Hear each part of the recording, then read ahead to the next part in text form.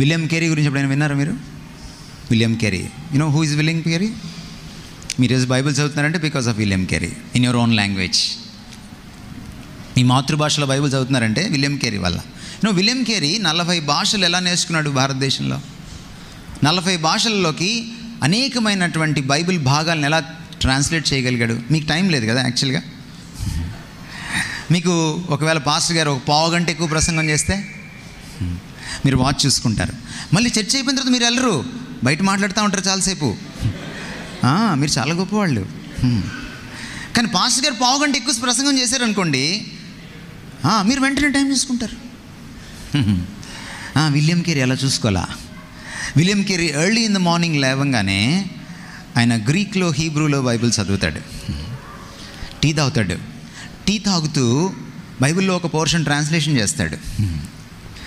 Translation చేసిన తర్వాత మళ్ళీ స్నానంకి వెళ్ళొచ్చి బ్రేక్ఫాస్ట్ చేసేటప్పుడు మళ్ళీ ఒక మున్షి వచ్చి ఇంకొక బైబిల్లో ట్రాన్స్లేషన్ అంటే ఇంకొక లాంగ్వేజ్లో ఆయనకి చెప్తూ ఉంటే ప్రూఫ్ రీడింగు దాన్ని కరెక్ట్ చేస్తూ ఉంటాడు.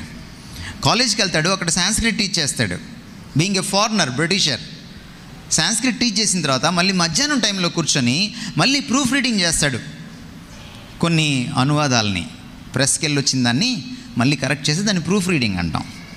ప్రూఫ్ రీడింగ్ చేస్తాడు. మళ్ళీ ఇంటికి వస్తాడు సాయంత్రం, టీ తాగుతూ మున్షి చెప్తుంటే ఇంకో భాష నేర్చుకుంటూ ఉంటాడు. ఇలా నేర్చుకుంటూ ఒక చర్చ్ నడుపుతాడు. 7 గంటలకి 8 గంటలకు కూర్చొని, లేకపోతే 6:30కి కూర్చొని బైబిల్ ముందేసుకొని, ఒకవేళ అది సాటర్డే అయితే next day Sunday service prepare అవుతాడు మెసేజ్ ఇవ్వడానికి. రాత్రి 11:30కి పడుకుంటాడు, ఖాళీగా ఉండడు. థ్యాంక్ గాడ్ ఆ రోజుల్లో ఆయనకు వాట్సాప్ లేదు, థ్యాంక్ గాడ్ ఆ రోజుల్లో ఆయనకి ఫేస్బుక్ లేదు, ఇంటర్నెట్ లేదు. What is your time grabber? What is your time stealer? Do you have quality in life?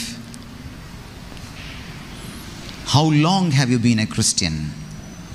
Did you produce anything?